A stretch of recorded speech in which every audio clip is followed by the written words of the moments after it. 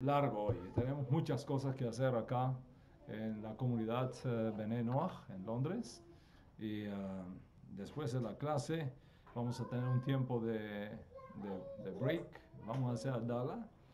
Y después de Hadala vamos a tener un recuerdo de Yom HaShoah. Hoy es el día del holocausto en todo el mundo. Pero como es Shabbat, está prohibido estar triste en Shabbat.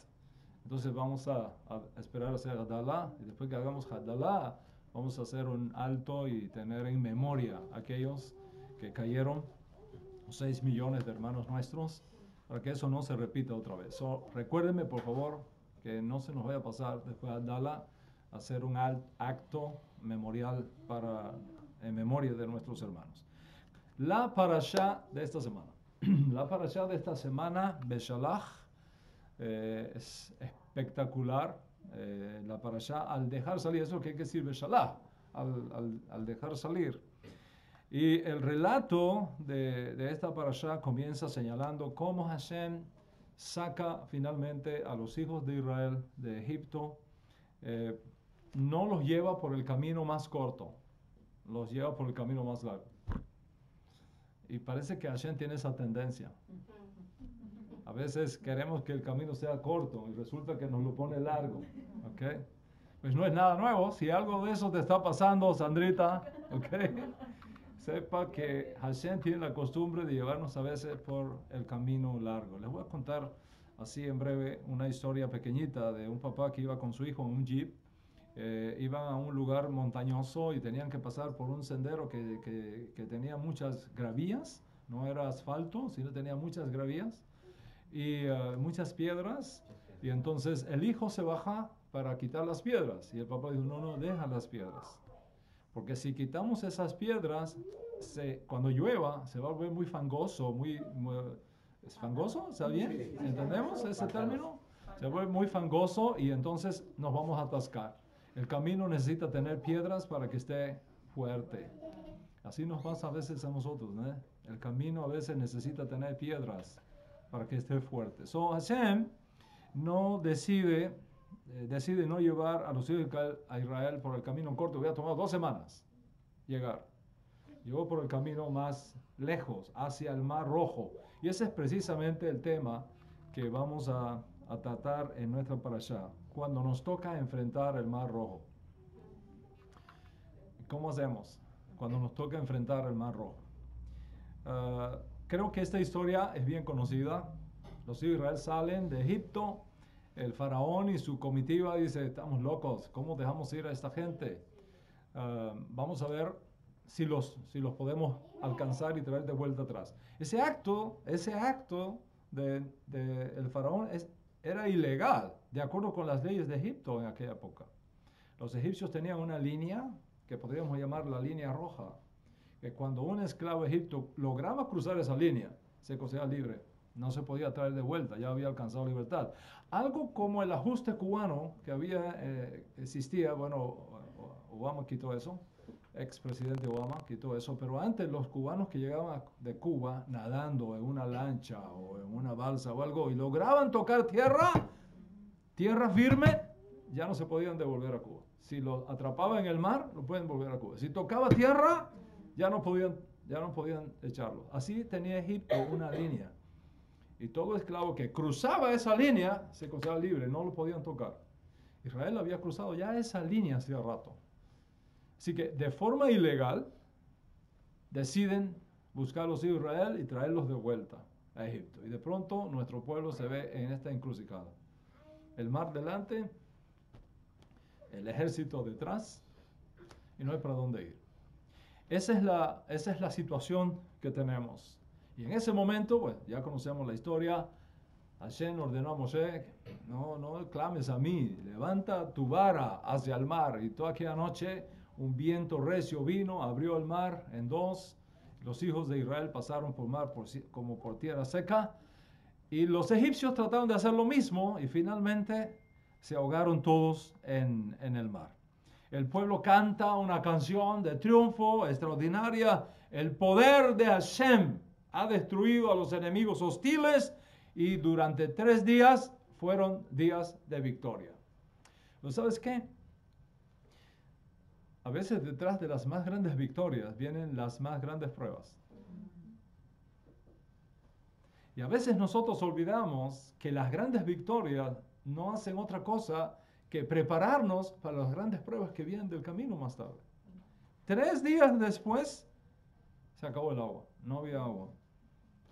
¿Y qué hizo el pueblo? Comienza a murmurar contra Moshe. Comienza a murmurar contra Moshe.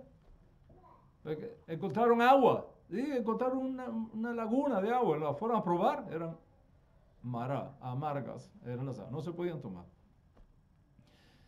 Moshe clama a Hashem, le muestra un madero, tira el madero en el agua se vuelve dulce, y entonces alegría otra vez, ¿no? Alegría, Baruch Hashem hizo el milagro, ¿ok? Pero ahora no tenía comida, vuelve a protestar. No hay comida, ¿ok? Vamos a morir aquí, ¿ok? Y es ahí donde Hashem envía el maná, el famoso maná que comienza a caer. Después vienen codornices, ¿ok? Y por supuesto, ahí pasó algo interesante, una gran lección que Hashem nos dio, porque los viernes caía doble porción de maná, para que los hijos de Israel el día de Shabbat no tuvieran que ir por pan, enseñándonos de esa manera que los hijos de Israel debemos de preparar lo que vamos a comer el Shabbat el día previo. Y es por eso que la comida que vamos a comer hoy no fue hecha hoy, fue hecha ayer, siguiendo este ejemplo precisamente de nuestra parasha. Así que el maná caía todos los días, menos Shabbat. Ya sabemos por qué. Finalmente ocurre un desastre. Teníamos un enemigo que nos acechaba, Amalek, y empezó a atacarnos por la parte de atrás, en la retaguardia, a golpear a los más débiles del pueblo. Y eso creó una situación de guerra en la cual se tuvo que luchar contra Amalek.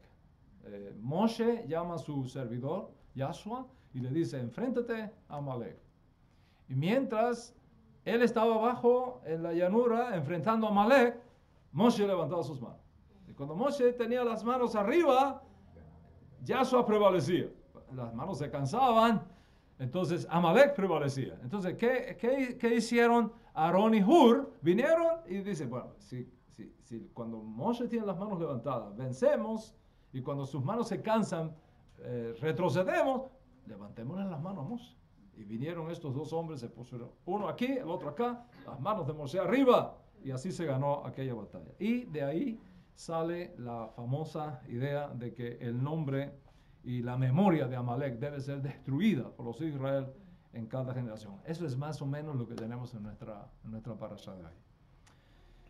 Bueno, ¿qué decir ahora de todo esto que he resumido acá?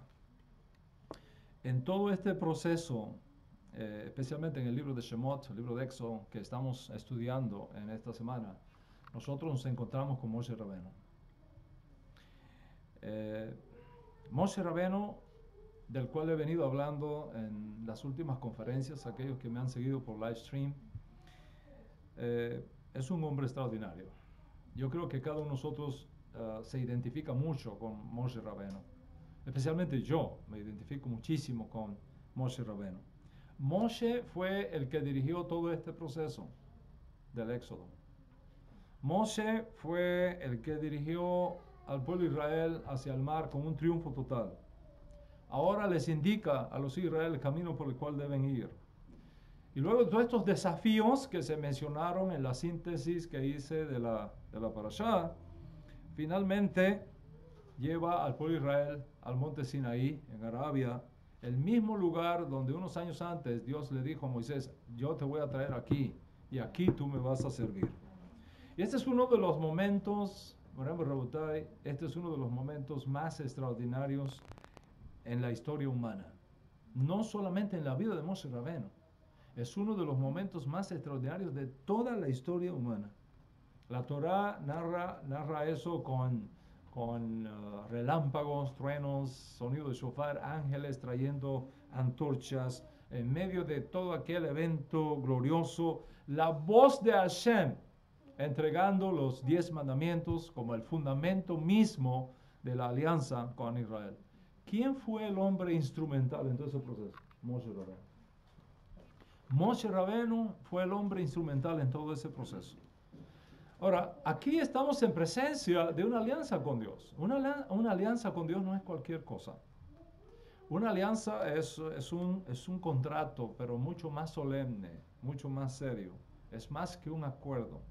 Moshe Rabenu procuró que Israel tuviera una alianza con Dios que superaría las edades por venir. Si una alianza o un pacto es un compromiso que vincula a dos o más personas. Eso es básicamente una alianza. Por ejemplo, cuando tú compras una casa o cuando tú compras un coche, implica un contrato. Pero hay una gran diferencia. Cuando tú compras una casa o cuando tú compras un coche o cierras un negocio, la relación tuya con el comprador y el vendedor se acabó. Ya tú no tienes más que ver con esas personas. Cada una sigue por su propio camino. Un matrimonio es un contrato. Es una alianza vinculante entre las partes que implica obligaciones que continúan luego que se firma el contrato matrimonial. Y lógicamente, un contrato matrimonial es algo mucho más serio que comprar una casa. Un contrato matrimonial es algo mucho más serio que comprar un coche. Moshe dirige a los Israel a un contrato que es mucho más sagrado todavía que un contrato matrimonial. Un convenio con Dios en el cual nunca se terminaría esa alianza. Nunca se terminaría esa alianza. Y en ese contrato, en ese convenio con Dios, Israel acepta vivir una vida diferente al resto de los pueblos de la tierra. Y por su parte, Hashem le promete a los hijos de Israel que sería su Dios para siempre. Ese contrato, esa alianza que Moshe Rabenu propone a los Israel afectaría cada uno de los aspectos de nuestra vida. Y por otro lado, estaba hecho de tal modo que traería gloria y santidad a esa nueva manera de vivir. Incluía todo, Ese contrato incluye todo. Incluye la dieta, las cosas que íbamos a comer, que sería diferente al resto de los pueblos de la tierra.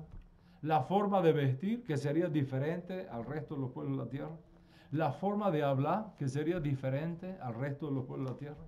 La forma de tratar a los huérfanos, de tratar a las viudas, de tratar al extranjero, a los pobres, es decir, a los más vulnerables de la sociedad, tenía que ser diferente a la manera como los otros pueblos trataban a los más vulnerables de sus sociedades.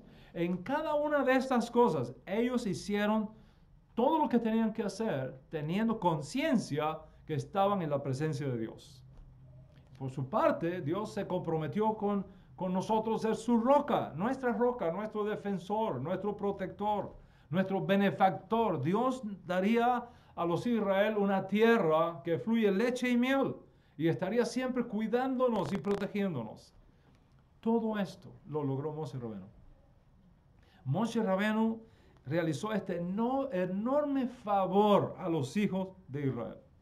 Y todos nosotros más o menos conocemos esta historia, solo no tengo que detallarla mucho. La entrega de este pacto se vio dada en dos grandes momentos. Un momento que fue público y un momento que fue privado. El momento público, todos los hijos de Israel, más los gentiles que se convirtieron al Dios de Israel cuando salieron de Egipto junto con ellos, al pie del monte Sinaí, escucharon la voz de Dios. Todos escucharon. No fue algo escondido, no fue algo en una cueva, no fue algo que no había testigos. Fue en presencia de 2-3 millones de personas. Todos escucharon la voz de Hashem diciendo, Anoji Hashem Eloheja. Yo soy el Señor, tu Dios, que te saqué de la tierra de Egipto. Es decir, no hubo duda alguna en los que estaban allí que Dios estaba presente en aquella alianza. Todos, absolutamente todos, sin exclusión de nadie, escucharon la voz de Dios. Y luego que todo el mundo estuvo claro y estuvo presente y fue dada la evidencia de que Hashem le habló a Moshe Rabenu y al pueblo, entonces viene la segunda parte. En esa segunda parte solo Moshe sube a la montaña y allá en la montaña cierra esa alianza a favor de los hijos de Israel. ¿Cuál fue el legado que Moshe nos deja con estos 10 mandamientos? ¿Cuál fue el legado que Hashem nos deja con estos 10 mandamientos? Especialmente cuando la arqueología ha demostrado que existían culturas paralelas y previas a la de Israel, que tenían también códigos civiles muy parecidos a los nuestros. La primera diferencia, y la más importante de todas, en este acto único de la historia universal que nos hace diferentes al resto de las alianzas de los pueblos de la tierra, es que los 10 mandamientos comienza diciendo: yo soy el Señor tu Dios que te sacó de la tierra de Egipto, de la casa de esclavitud. Eso no es cualquier cosa. Hashem eligió eso porque no hay ningún lugar en el mundo que pueda repetirse esa historia. Esto quiere decir que cada uno de estos mandamientos no son asunto de lógica social, no son asunto de lógica social, sino de la voluntad de Dios, quien se hace presente de forma particular en la vida de este pueblo, demostrando su preocupación por ellos, demostrando su compromiso con ellos, liberándolos de la opresión de la esclavitud y entregándoles leyes que no tienen la intención de restringir su libertad, porque Él mismo nos entregó la libertad, nos sacó de la esclavitud a la libertad, sino como un acto de amor y como un acto de responsabilidad por el bien de sus vidas. Y aquí, Moram Rabotai, tenemos uno de los más grandes desafíos de la modernidad. La serpiente antigua que le dijo a Eva en el jardín del Edén: con que Dios ha dicho que no puedes comer de ningún árbol del jardín, fue la primera voz en una cadena de voces que van hablando hoy día, que siguen hablando hoy día, presentando a Dios como uno que está interesado en negar al hombre alegría, satisfacción y placer. Eso es uno de las más impresionantes malas concepciones de lo que la gente tiene acerca del Dios de Israel. Muchas personas hoy día, incluyendo psiquiatras, incluyendo psicólogos, especialmente de la escuela de Freud, insisten proponer al hombre la búsqueda de la paz mental mediante la indulgencia de sus deseos antes que la represión de sus instintos bestiales. Y eso abunda hoy día en el mundo por todos lados. Moshe ha sido incomprendido por la mayoría de nosotros, pensando erróneamente que el judaísmo no es otra cosa que una serie de leyes para restringir nuestra alegría y nuestra libertad. Que no comas esto, no vayas aquí, no vayas allá, no hagas esto, no trabajes así, no trabajes asado, no digas esto, no te cases así, no te cases asado, etcétera, etcétera, etcétera. Y esta es la razón por la cual Moshe nos recuerda que antes de hablar, es decir, Dios no está interesado en que tú seas una persona infeliz. Dios está interesado en que tú seas una persona libre y alegre. En otras palabras, Moshe nos enseña que Dios no nos está prohibiendo mentir, Dios no nos está prohibiendo matar, Dios no nos está prohibiendo no tener envidia, Dios no está prohibiendo nada de eso. Con la mira de restringir nuestra conducta, o negarnos placer, o negarnos nuestro derecho a la alegría de la vida. Lo que Moshe nos enseña es que tú nunca podrás ser libre hasta que tú aprendas a controlar tu ira. Tú nunca puedes ser libre hasta que tú no aprendas a controlar tu avaricia. Tú nunca podrás ser libre hasta que aprendas a controlar tu lujuria. Una persona que está luchando por dejar de fumar, creo que entiende bien mis palabras. O una persona que está tratando de salir de las drogas, puede entender bien mis palabras. O una persona que está tratando de salir de una elección equivocada de su tendencia sexual, puede entender bien mis palabras.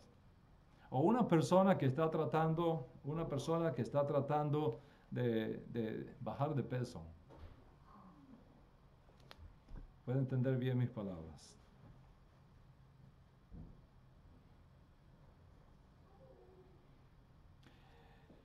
Y por otro lado, es cierto que otras sociedades previas a la sociedad hebrea, incluso paralelas con ella, tenían leyes que castigaban severamente todas estas cosas.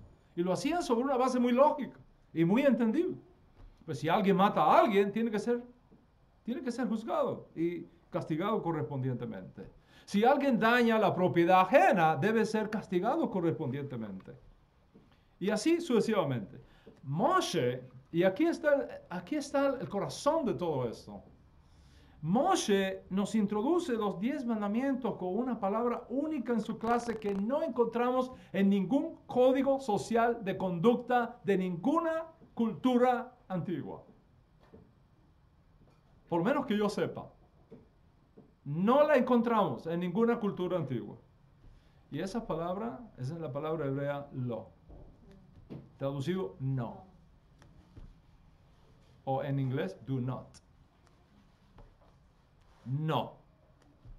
Es cierto que más adelante en las escrituras, Hashem va a darle a Moshe Rabbeinu algunas pautas de cómo tratar casos de homicidio, casos de robo, casos de violaciones sexuales, pero en los 10 mandamientos no encontramos nada de esto. Los 10 mandamientos, Moram Rabotai, que preceden a los 613 mandamientos, va mucho más allá de decirnos estas cosas legales. Estas violaciones tienen que ser castigadas. Lo que Moshe Rabbeinu nos está diciendo es algo totalmente diferente. En inglés tal vez se entiende mejor. That behavior is wrong. It's not simply illegal. They are wrong. Esa conducta no es simplemente una conducta ilegal. Es mucho más serio todavía. Es una conducta errónea. Éticamente equivocada. Los 10 mandamientos nunca dicen, si tú matas, esto es lo que te va a pasar. Si tú robas, esto es lo que te va a pasar. Si tú codicias, esto es lo que te va a pasar. Eso no dice. Los 10 mandamientos no hablan así. Los 10 mandamientos dicen, no codiciarás. Pero no te dice nada de lo que te va a pasar si codicias. No robarás. Pero no te dice nada de lo que te va a pasar si robas. Moshe nos está enseñando con esto que hay leyes universales que tienen que ver con la ética, que tienen que ver con la moralidad, tanto como hay leyes físicas que tienen que ver con las leyes físicas, con la vida física, con la realidad física, ecológica, etc. Si nosotros pasamos por alto estas leyes éticas, vamos a tener consecuencias, como también vamos a tener consecuencias si violamos las leyes físicas. ¿Cuál es el problema de esto y cuál es el desafío? El desafío es que todos estos códigos legales, por definición, y todos estos códigos éticos, por definición, tratan con la conducta humana. Yo no conozco ningún país, y déjame saber si ustedes lo conocen. Yo no conozco ningún país que diga, si alguien respeta la propiedad privada, se va a ganar un viaje a América. You know that? ¿Hay aquí en Inglaterra alguna ley que diga, mira, si tú nos robas este año, te vamos a dar un viaje, un crucero a ti y a tu familia gratis? ¿Hay alguna ley que diga eso? No. En ningún país las tiene. Que yo sepa, no las tiene. ¿Ok? Moshe nos enseña que los mandamientos, como todo código legal que tiene una base ética, anticipa que el ser humano va a cometer errores,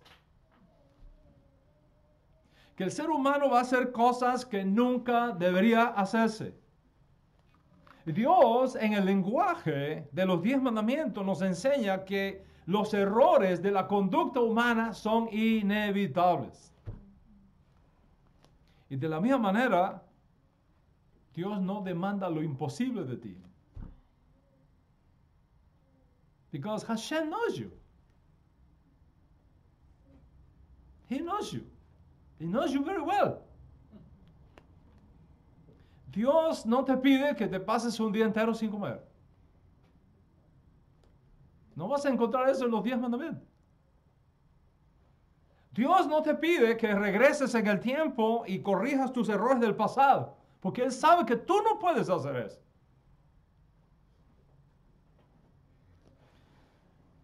Si Dios nos dijera que tenemos que pasarnos la vida sin tener envidia, sin tener malos deseos, sin codiciar, es posible que lo logremos, es posible. Hasta ahora no conocemos a nadie. Hasta ahora no conocemos a nadie. No conozco ninguna persona en nuestra sociedad que sea libre de estas cosas, pero técnicamente hablando es posible. Teóricamente hablando, es posible. Lo que Moshe nos enseña después de sacar a los hijos de Israel de la casa de esclavitud es que nuestra relación con Dios y nuestra relación con el prójimo no está fundamentada en ofrendas, no está fundamentada en sacrificios, no está fundamentada en rituales culticos. Nada de eso encontramos en los 10 mandamientos. Y ese es el mensaje, que nuestra relación con los demás está fundamentada en relaciones basadas en lo que es justo y en lo que es honorable delante de Dios. Y este es uno de los grandes momentos vividos por este hombre tan extraordinario que es Moshe Rabbeinu. Pero aún así, Moshe nos enseña que siempre habrá momentos críticos en tu vida, porque cualquier persona que tiene una relación contigo puede hacer algo que comprometa tu alegría. Cualquier persona que tenga una relación contigo puede hacer algo que comprometa tu paz y que comprometa tu esperanza. O al revés, tú puedes comprometer la paz, la alegría y la esperanza de otras personas. Why? La razón es porque tu vida no se da en una cueva. Tu vida no se da en isolation. Tu vida se da en relaciones humanas. En relaciones humanas. ¿Y qué pasa? Que tu vida, como siempre, va a tener lugar en un escenario donde tendrás que relacionarte con otros seres humanos. Habrá cosas que no dependan de ti. Van a suceder cosas que dependen más de la acción de otras personas que de la tuya. Y esas acciones de otras personas a veces son imprevisibles. Imprevisibles, ¿por qué? Porque la gente se desenfoca fácilmente. La gente se desenfoca fácilmente y hace cosas que dañan su relación con los demás. ¿Cuántos están conmigo hasta acá? Ok, después de la revelación de Sinaí, Dios le pide a Moshe que suba al monte. Él le va a revelar ahí otras leyes, otros mandamientos, también le va a revelar la manera cómo va a aplicar esos mandamientos a los hijos de Israel. Por eso estuvo 40 días allá en el monte Sinaí.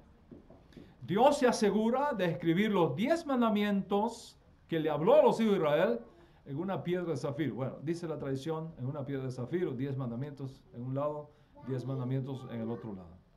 Por 40 días estuvo Moshe Rabbeinu recibiendo todos estos mandamientos, recibiendo todas estas leyes y recibiendo la explicación de cómo aplicar estas leyes en la vida nacional de Israel. Al final de esos 40 días, mientras Moshe está allá arriba, algo horrible está pasando acá abajo. Y creo que todos nosotros conocemos más o menos la historia de lo que está pasando abajo. ¿Qué ha pasado abajo? Esta misma nación, este mismo pueblo, que unas semanas atrás había sido testigo de los actos salvíficos de Hashem, de sacarlos de la tierra de Egipto a la tierra de libertad, está actuando ahora impunemente. No sabemos qué provocó aquella acción. Tal vez se sintieron abandonados por Moshe Rabbeinu. Llevaba 40 días, no sabían de él. Hay una tradición que dice que Yesé Hará le hizo ver el ataúd de Moshe Rabenu dando vuelta en el Sinaí, encima del Sinaí, él se murió. Se murió Moshe Rabenu. Tal vez experimentaron angustia, tal vez experimentaron miedos, incertidumbres. No sabemos exactamente qué fue lo que pasó. Lo que sí sabemos es que construyeron falsos dioses, a quienes atribuyeron falsas acciones, porque no fueron esos dioses los que sacaron a los hijos de Israel de Egipto. Un día antes, ellos escucharon la voz del Eterno diciendo, no tendrás dioses ajenos delante de mí, no te vas a hacer semejanza alguna, de nada que esté arriba, de nada que esté abajo, no te vas a inclinar delante de ellas, no las vas a honrar. Justamente ahora están haciendo precisamente eso. Así que Dios envía a Moisés a ellos, desciende a la montaña y baja, mira que el pueblo se ha corrompido. Y cuando Moshe Rabenu contempla este cuadro, los hijos de Israel danzando alrededor de un ídolo, los hijos de Israel danzando alrededor del becerro de oro, la indignación fue tan grande, la indignación fue tan grande, y al mismo tiempo el amor por los hijos de Israel fue tan grande, que lanzó las 2 tablas de zafiro, que estaban grabadas con el dedo de Dios, se hicieron pedazos en el suelo. Y aquí hay una grande lección para nosotros. Y Dios le dice a Moisés, ok, las que yo escribí se rompieron. Sube otra vez a la montaña con 2 nuevas tablas y escribe con tu mano. Ok. Escribe con tu mano. Aquí se cayeron las tablas.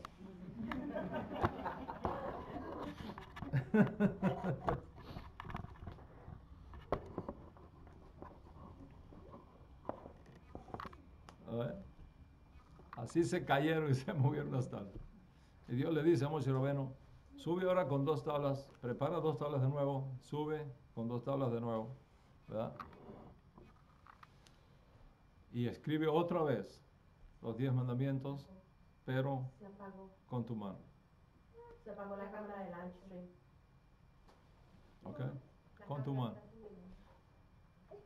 Entonces, eso es lo que ahora está pasando. No con el dedo de Dios, sino con el dedo de Moshe Rabenu. ¿Y qué hizo Moshe Rabenu con los pedazos originales de las tablas de zafiro escritas con el dedo de Dios? ¿Qué hizo?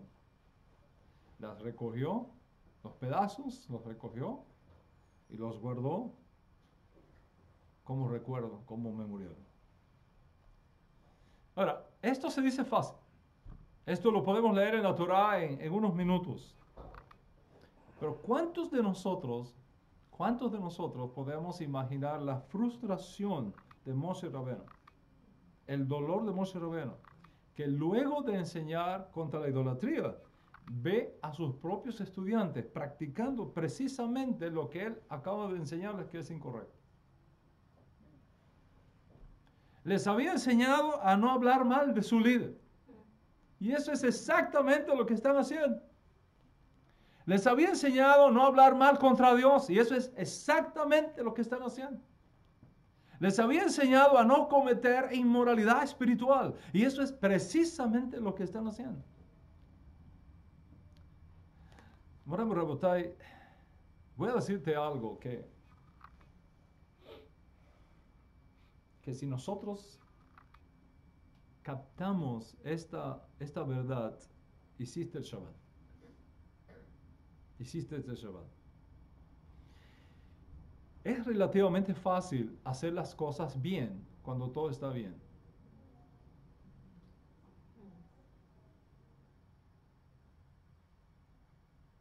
Es fácil hacer las cosas bien cuando todo está bien.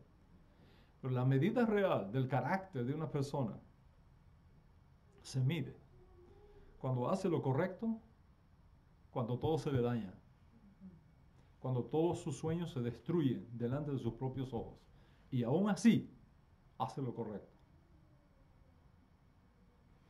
Imagínate a Moshe recogiendo esos pedazos de las 2 tablas que representaban su sueño, su conquista, su gran trofeo.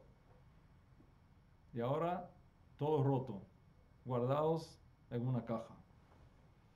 ¿Qué le ha pasado a Moshe? ¿Qué le ha pasado a Moisés? Lo mismo que nos pasa a nosotros 3.500 años después. Cuando tus sueños son destruidos. Cuando tus sueños son destruidos. Cuando tus aspiraciones y tus anhelos son destrozados por eventos que escapan a tu capacidad de control. ¿Pero qué hizo Moshe? Tomó los pedazos de sus sueños rotos y los guardó en un memorial.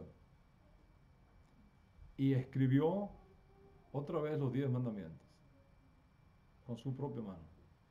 ¿Y cuál es la enseñanza? La enseñanza es que cuando tus sueños se destruyen y cuando las cosas que tú habías planeado se vienen abajo y se rompen, no es un momento para salir huyendo. No es un momento para pensar que ya no hay esperanza. Él tomó los pedazos de su gran sueño, escrito por el dedo de Dios, los guardó en un arca, pero escribió en nuevas tablas aquellos sueños, no con el dedo de Dios, sino con su propia mano. En otras palabras, construyó un sueño más factible, construyó un sueño más realizable, escribió de nuevo un sueño mucho más fácil de ser alcanzado. Moisés nos recuerda que cuando las cosas no salen como tú la habías previsto, no es una realidad que indica una falta de tu parte. No es necesariamente tu error, pero es una oportunidad para que seas más original. Es una oportunidad para que seas más práctico, para construir algo que sea menos utópico y más realista, sin abandonar nunca la memoria de aquello grande y noble que un día tuviste en tu mente. En otras palabras, tus sueños rotos no representan tu fracaso. Sonríe, que a Hashem le ama muchísimo. Tus sueños rotos no representan tu fracaso. Siempre que los recojas, los coloques como el fundamento sobre el cual volver a construir nuevos sueños, con nuevos propósitos.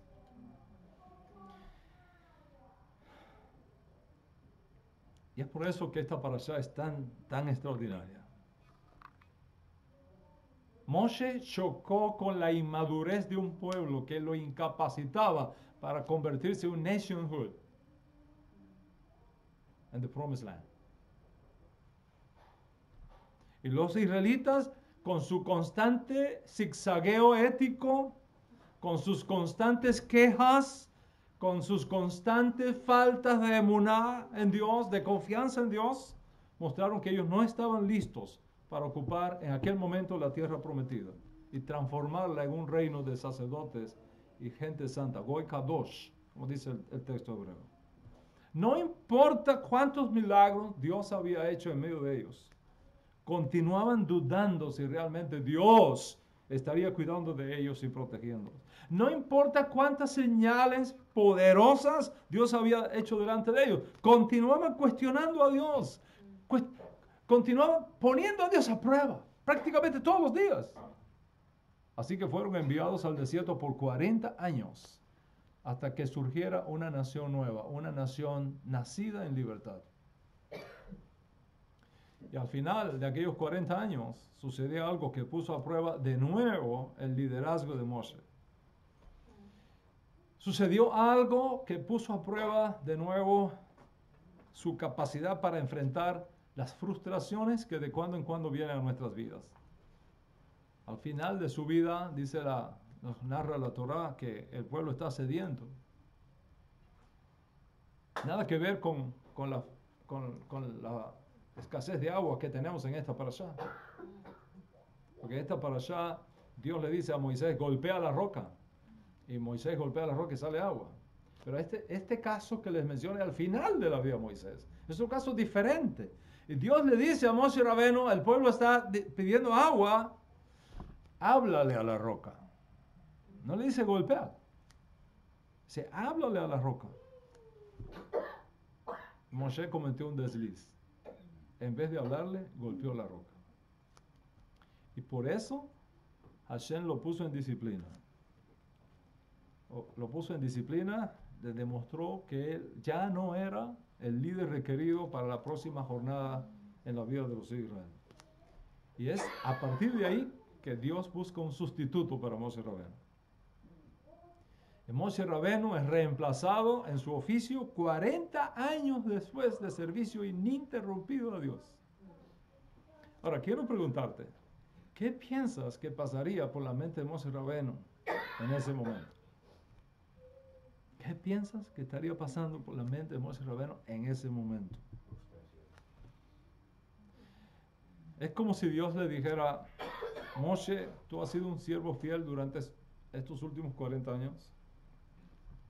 Moshe, tú confrontaste al faraón en mi nombre, tú dirigiste al pueblo de Israel por el medio del mar de Sur, tú lo trajiste al pie del monte Sinaí, tú lograste establecer una alianza entre ellos y yo, tú los has guiado maravillosamente por estos últimos 40 años de tu vida, en todas estas jornadas por el desierto. Pero Moshe, your time is over. How you feel? When God said to you, your time is over. Tu tiempo ha concluido, Moshe. Israel necesita ahora un nuevo líder. Israel no necesita ahora un profeta, necesita un guerrero. Para ti es tiempo de descansar, es tiempo de recibir tu galardón. No vas a entrar en la tierra de tus sueños. No vas a poder siquiera poner un pie dentro de ella. Y todos conocemos el final de la historia. Este hombre, Moshe, ahora con 120 años, se queda solo.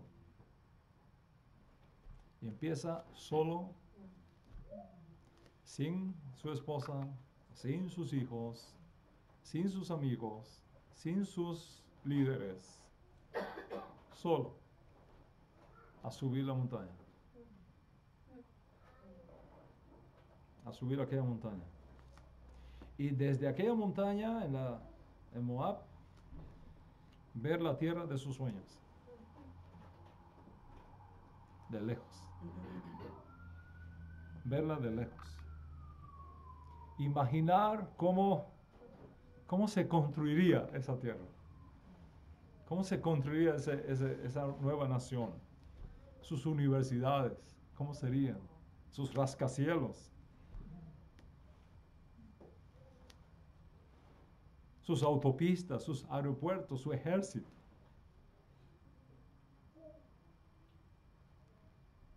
Pero solo imaginarlo. Solo verlo a la distancia. Nunca entrar a esa tierra. Nunca tocarla. Verla de lejos. La tierra de sus sueños. La tierra que no podría entrar. Y llega al final de su vida, no en amargura, no en resentimientos, no en pleitos con Dios. Llega a ese momento final de su vida con energía, con esperanza, como al principio, cuando era un joven y servía a Dios. En el lenguaje de nuestra Sagrada Torah, dice, sus ojos nunca se oscurecieron, ni perdieron su brillo. Sus ojos nunca se oscurecieron, ni perdieron su brillo.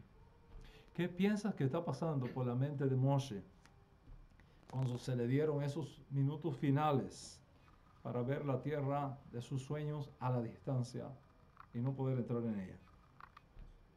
¿Cuáles serían sus pensamientos? ¿Cuáles serían sus memorias en ese momento? Hay una historia muy antigua, una fábula, una leyenda que dice que cuando una persona muere aquí en la tierra, y el alma sale del cuerpo, ¿okay? La ruach sale del cuerpo. Los ángeles la reciben y la llevan a un bote, y la sientan en un bote. Y el ángel comienza, hay un río ancho, grande, largo, que separa el mundo de las almas del mundo de los vivos. Entonces, los ángeles te van llevando, atravesando ese río, a cruzar ese río.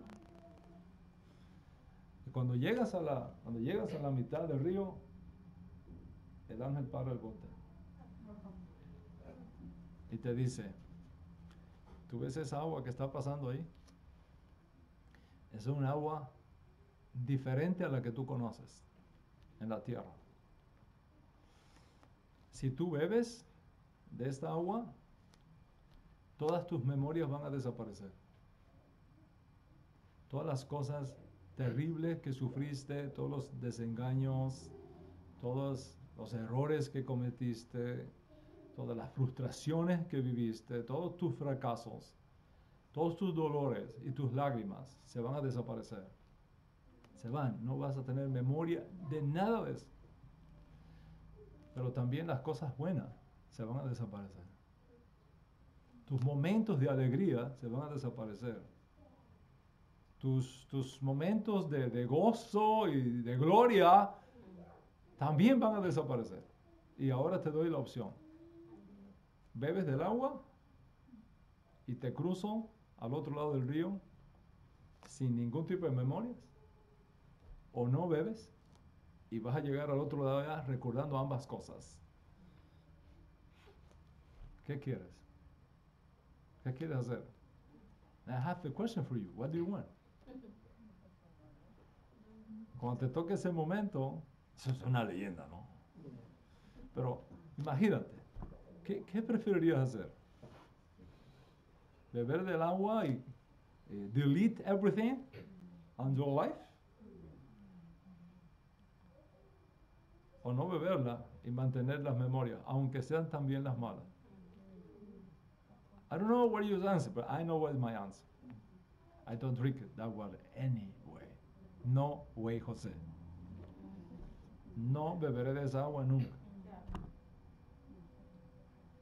Yo no quiero ser un enfermo Alzheimer en el mundo por venir.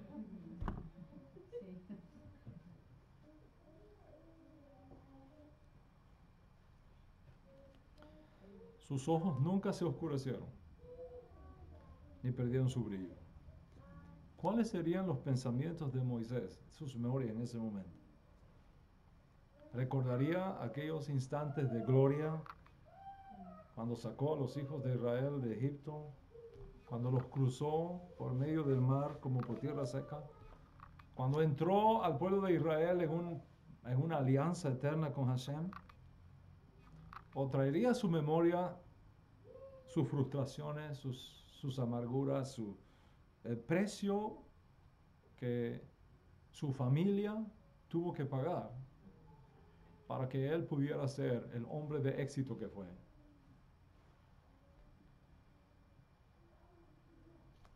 ¿Qué pasaría en su mente en aquellos minutos? Think about it. A no dudarlo, los triunfos de Moshe fueron espectaculares. Moshe Rabenu formó una generación de líderes que aún afectan nuestras vidas hoy. Moshe entregó la Torah a Yahshua a los ancianos a los profetas a los hombres de la gran asamblea. Y de ahí viene toda una cadena que ha llegado hasta nosotros. Y todo eso lo debemos a Moshe Rabenu. Sus triunfos fueron espectaculares. Pero la vida de Moshe no fueron solamente momentos de triunfo. Hubo también momentos de dolor, de frustración, de traición. Algunos de sus líderes íntimos lo traicionaron. Hasta su propia hermana habló mal de él. Desilusión y desencantos. Moshe experimentó amarguras, fracasos, desaciertos, profundas decepciones, como todos nosotros. La vida de Moshe Rabenu es una mezcla de momentos gloriosos con momentos de llanto. momentos de alegría con momentos de dolor y de angustia, algunas extremas. Y lo más extraordinario de todo, podemos aprender, Moshe, que a pesar de los tropiezos y a pesar de los desencantos del camino, nosotros podemos terminar nuestra jornada en la vida trayendo con nosotros todas esas memorias, buenas y malas, y nunca perder la fe. Nunca perder la fe. No tirar la toalla de nuestro compromiso con Dios. Nunca perder la esperanza. Nunca perder nuestra lealtad con la redención. Nosotros también, como Moshe Rabbeinu, podemos tomar los pedazos rotos de nuestros más hermosos sueños y recogerlos y colocarlos como el fundamento de nuevos sueños,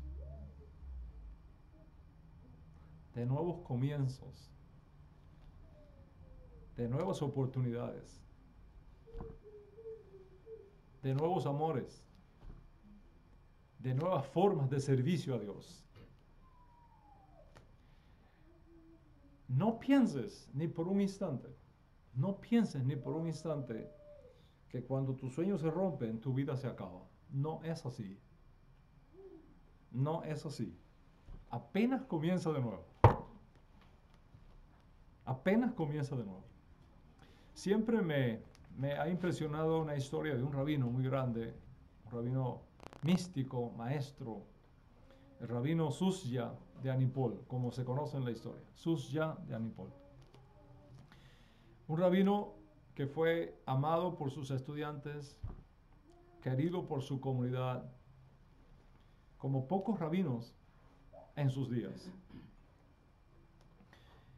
Cuando sus años se incrementaron en la tierra y ya era evidente que su partida estaba cercana, comenzó a tener muestras de ansiedad y miedo a la muerte.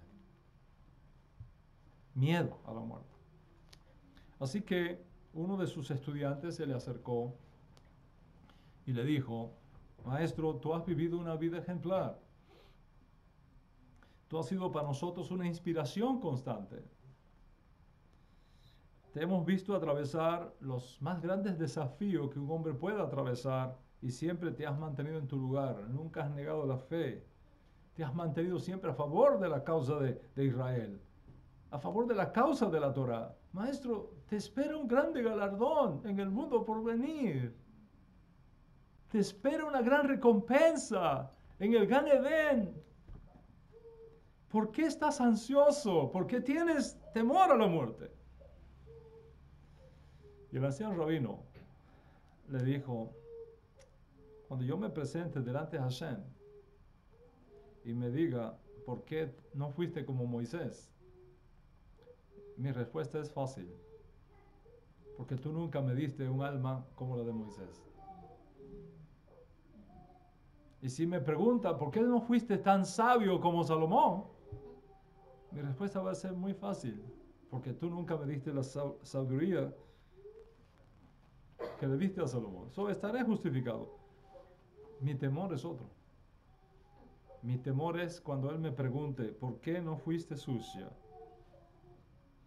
¿Por qué no fuiste la persona que yo te di la habilidad de llegar a ser?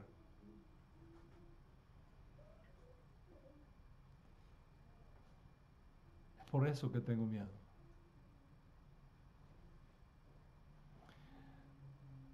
Dios no quiere que tú seas otro Moisés, porque Dios tiene solo un Moisés en toda la historia. Dios no quiere que tú seas otro rey Salomón. Dios tiene solo un rey Salomón en la historia. Podemos ser imitadores de Moshe, pero no otro Moshe. ¿Me entiendes lo que te estoy diciendo? ¿Cómo Moshe, para poder desarrollar nuestra fe a un punto que podamos enfrentar los dolores de la vida, las frustraciones y las decepciones de la vida y nuestros sueños rotos sin perder nuestra vocación? sin perder nuestro sentido de redención y nuestro sentido de esperanza.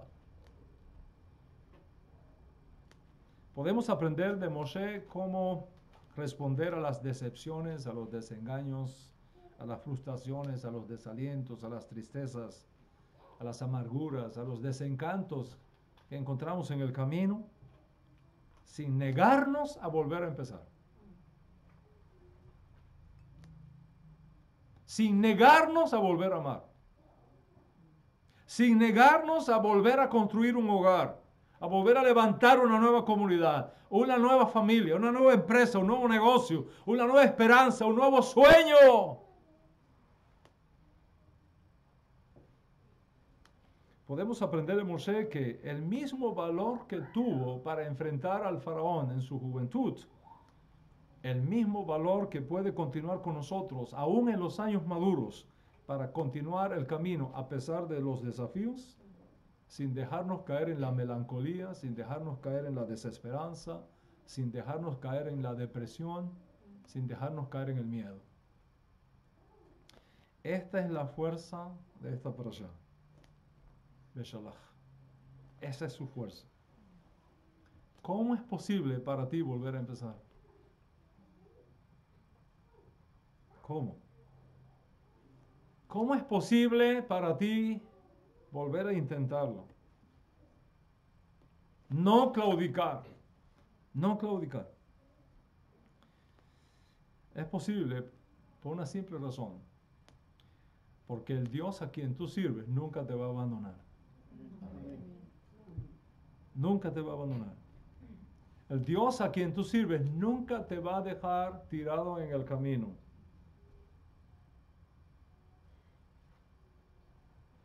Él te sostendrá con su mano y te invitará a que extiendas la tuya, como la canción que cantamos.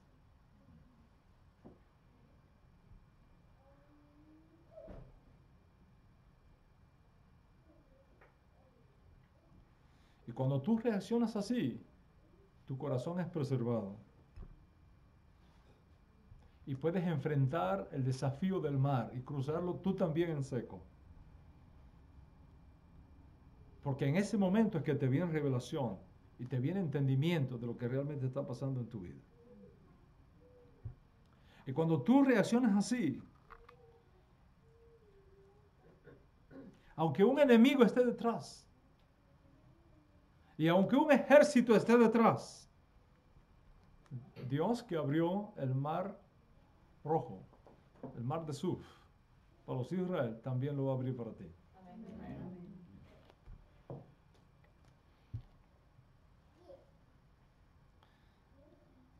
Moisés dijo estas palabras que están en nuestra parashá, y con esto concluyo. Moshe dijo estas palabras: no teman, no teman, estén firmes y vean la salvación que Dios les traerá hoy. Amén. Porque los egipcios que ustedes ven ahí atrás, nunca más los van a ver. Amén. Esos egipcios que están ahí, no los veréis más. Dios peleará por ustedes y ustedes estarán quietos.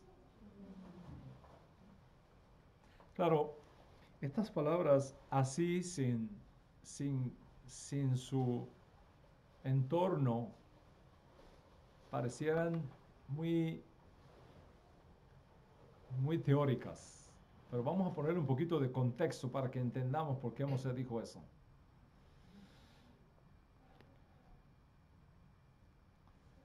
Las memorias de nuestro pueblo registran ciertos hechos que tuvieron lugar al cruzar, al enfrentar el Mar Rojo, que no están en la Escritura.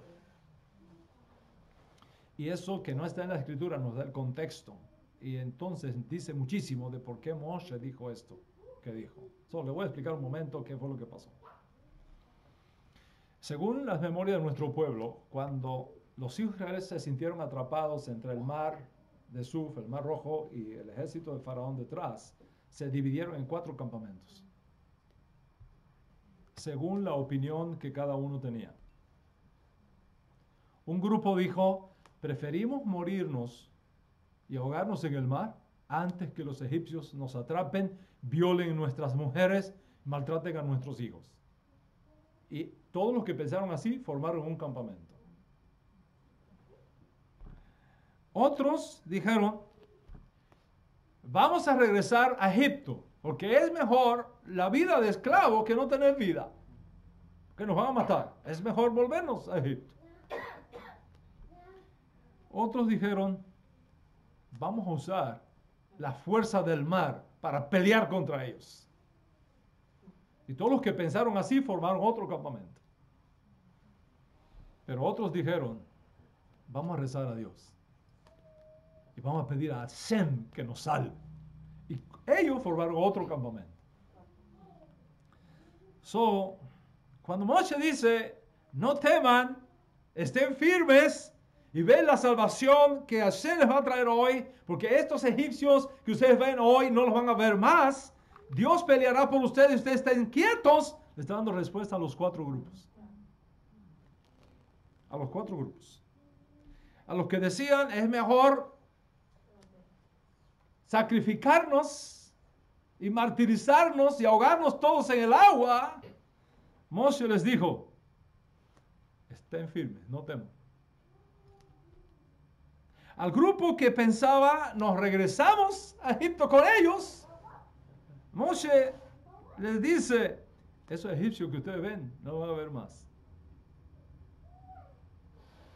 Y a los que pensaban, vamos a pelear contra ellos, que era suicida en aquel momento, Moshe le dice, Hashem peleará por ustedes. Y a los que dijeron, vamos a rezar para que Dios nos salve, dice, estén quietos y vean la salvación de Dios.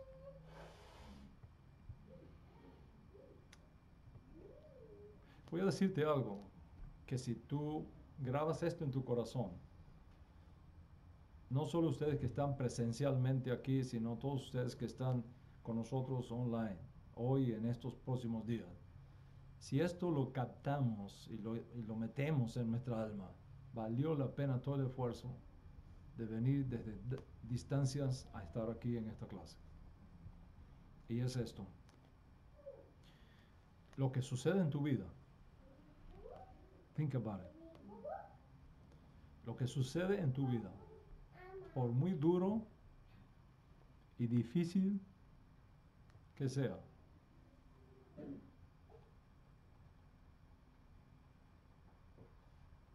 lo que sucede en tu vida, por muy duro y difícil que sea, será siempre menos importante que lo que tú hagas con eso que te ha sucedido.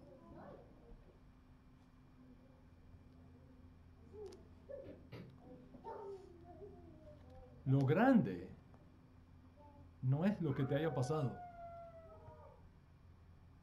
Lo grande es tu respuesta. ¿Cuál será tu respuesta a eso que te ha pasado? ¿Huir? ¿Esconderte? ¿Llorar? ¿Tirarte en una cama? ¿Bajo una depresión? ¿O levantarte? ¿Construir un nuevo sueño? ¿Levantar de nuevo tu fe? Y enfrentar el mar. Y si eso haces, tus ojos se van a abrir. Y tus oídos percibirán que esos acontecimientos aparentemente desastrosos no son para hacerte tu vida miserable, sino para llevarte más adelante donde hay un lugar de paz para ti. Amén. Amén. Donde hay tesoros escondidos para ti que no habrías llegado excepto que hayas tenido que enfrentar esa frustración y ese dolor. Que hay delante para ti un refugio, un lugar de expansión, un lugar muchísimo mejor que lo que tú mismo habías soñado. Y quiero pedirte ahora, tanto a ustedes que están aquí presencialmente, como los que están con nosotros online, que tomes un minuto de total silencio. De total silencio. De total reflexión. De mirarte hacia adentro. Hacia adentro. Y decirte a ti mismo, sin palabras, hay paz para mí. Hay bendición para mí. Hay una nueva oportunidad. Hay un mundo mejor. Dios siempre va a estar conmigo. So, toma un minuto. Un minuto. Y sin palabras, voltéate hacia adentro de ti. Hacia adentro de ti. Y dile a tu alma, hay paz para mí. Hay paz para mí. Hay bendición para mí. Hay una nueva oportunidad. Hay un mundo mejor. Dios siempre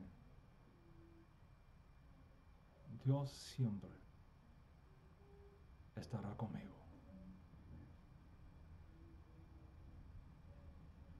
Dios siempre estará contigo.